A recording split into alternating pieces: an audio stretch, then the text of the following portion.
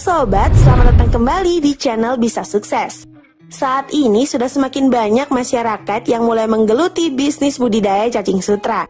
Sebelumnya bisnis ini jarang sekali dilirik, namun kini sudah banyak loh masyarakat yang memulai usaha ini.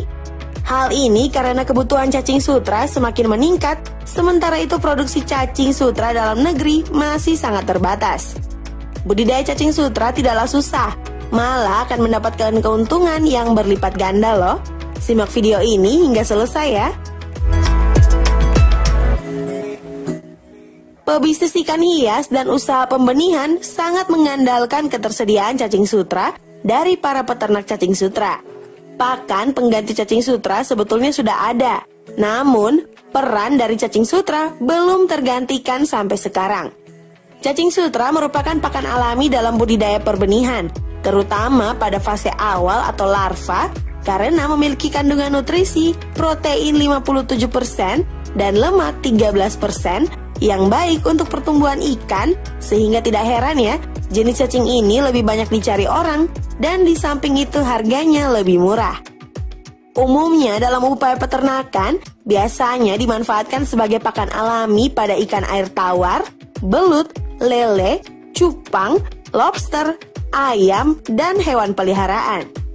Tingginya permintaan terhadap cacing sutra menjadikannya potensial untuk dilakukan budidaya, baik untuk peternakan sendiri sebagai pakan maupun digunakan untuk komersial. Budidaya cacing sutra. Nah, berikut ini adalah ulasan ringkas dan singkat namun padat ya tentang cara budidaya cacing sutra dengan mudah. Hal yang harus dilakukan adalah penyiapan kolam. Penyiapan kolam dilakukan dengan memanfaatkan kolam ikan lele yang siap panen atau kolam ikan lainnya yang siap panen. Kolam ini kemudian dikeringkan dan diolah selanjutnya air limbah kolam pembesaran lele yang diaduk-aduk untuk selanjutnya dimasukkan dengan pompa atau dengan menyedot ke dalam kolam budidaya cacing sutra. Dan alat-alat dan bahan yang diperlukan adalah: yang pertama, kolam untuk budidaya cacing sutra. Yang kedua, air kolam ikan lele yang siap panen. Yang ketiga, pipa paralon untuk pengeluaran air ya. Yang keempat, biang atau indukan cacing sutra. Yang kelima, ember plastik. Yang keenam, seser. Yang ketujuh, saringan plastik. Yang kedelapan, pompa air atau alat untuk memindahkan air. Dan yang kesembilan adalah baskom penampung. Pengendapan air.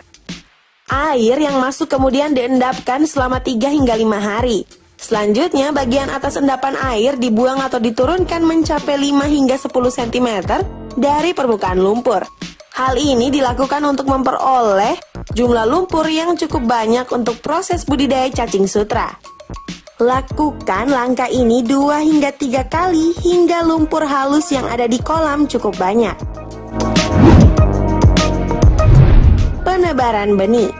Proses penebaran benih cacing indukan sebanyak 10 gelas atau 2 hingga 3 liter, kemudian diakhiri dengan ketinggian 5 hingga 7 cm.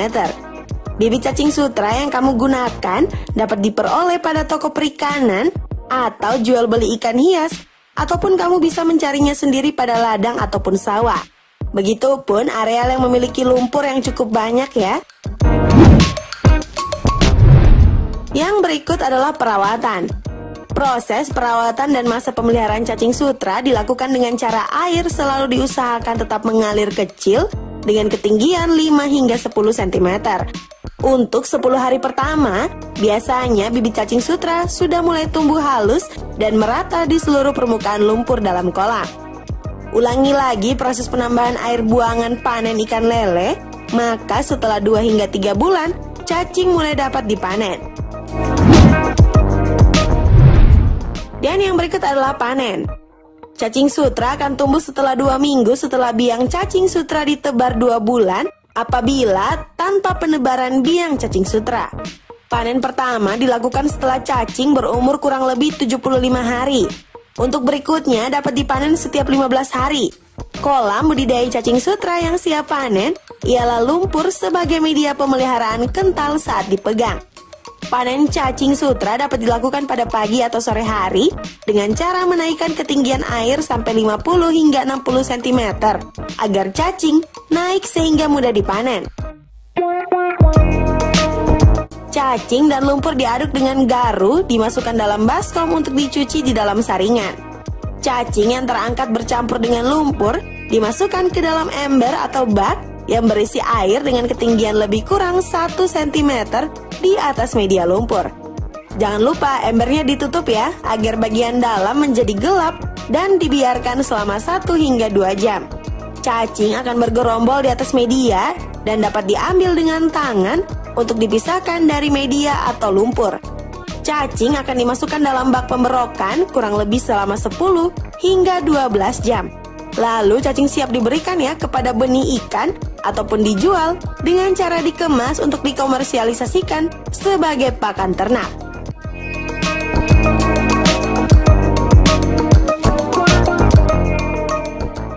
Itulah tadi informasi tentang budidaya cacing sutra yang dapat kami berikan.